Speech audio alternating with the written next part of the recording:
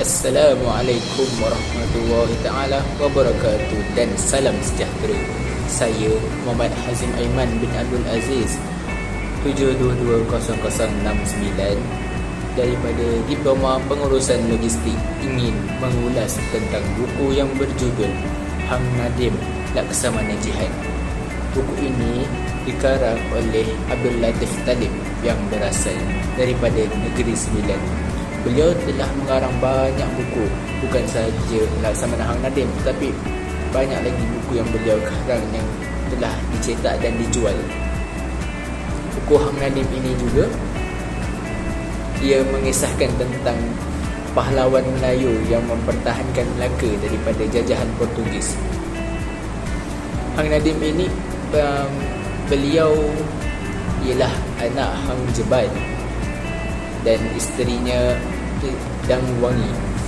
Ketika Hang Nadiem masih dalam kandungan, Hang Jebat telah dibunuh oleh Hang Tua, dan Laksamana Hang Nadiem ini telah membesar tanpa bapa, dan ketika beliau dewasa, beliau telah dilantik untuk menjadi Laksamana apabila Khoja Hasan dipecat akibat menfitnah Bendahara Tun Mutahir.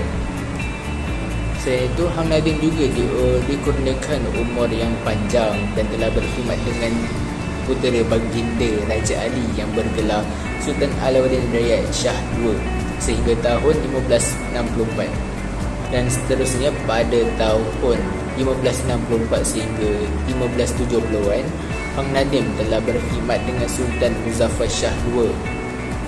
Seterusnya 1570 sehingga 1571 dengan Sultan Abdul Jalil Shah I, dan 1571 hingga 1597 dengan Sultan Ali Jallang. Selain itu, Hang Nadiem mempunyai semangat yang tinggi dalam memperjuangkan Melaka agar bebas dari tangan Portugis. Hang Nadiem juga mempunyai sifat yang tegas dalam melaksanakan tugas.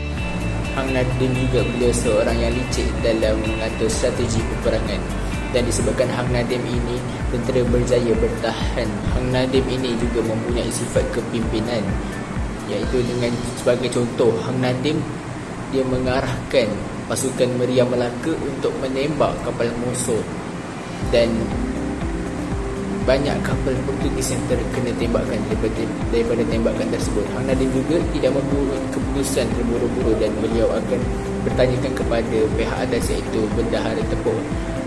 Beliau akan mendapatkan pendapat Bendahara Tepuk dan akan membuat keputusan.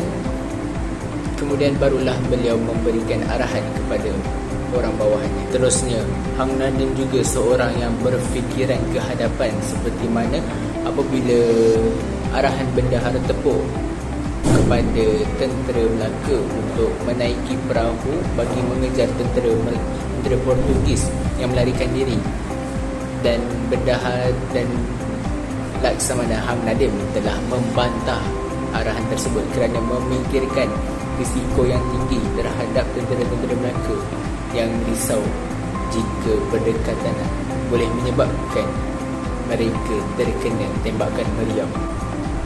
Seperti apa yang dikatakan tadi, Hang Nadiem mempunyai sifat berani, yang mana beliau telah mengetuai serangan hendap ke atas kapal Portugis pada waktu malam.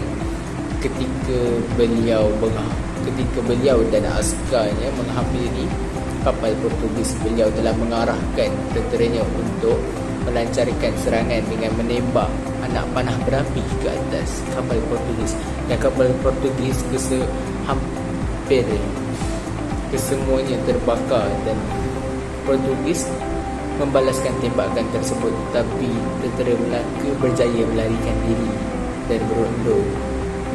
Seterusnya, Hang Nadiem ini juga dikenali dengan orang yang bersifat peka terhadap persekitaran sekeliling, seperti mana ketika Hang Nadiem dan orang kampung pergi ke masjid untuk bersolat subuh pada pagi hari, beliau mendapati tentera Portugis telah membina kubur pertahanan mereka di kawasan masjid tersebut, dan Hang Nadiem tanpa tanpa berfikir panjang terus pergi ke istana dan melaporkan perkara tersebut kepada Sultan. Apabila Hang Nadim telah melaporkan perkara tersebut kepada Sultan, maka telah berlangsunglah mesyuarat tergempar di antara pembesar-pembesar di istana bagi memesyuaratkan hal tersebut yang berlaku di masjid. Oleh itu, kesimpulan yang dapat kita lakukan di sini ialah Laksamana Hang Nadim memang seorang pahlawan Melayu yang mempunyai sifat tauladan yang baik dan patut dicontohi oleh generasi zaman sekarang. Dan ini menyebabkan pemuda zaman sekarang masih mengamalkan sifat-sifat yang terdapat pada pahlawan Melayu pada zaman dahulu. Sekian daripada saya. Terima kasih.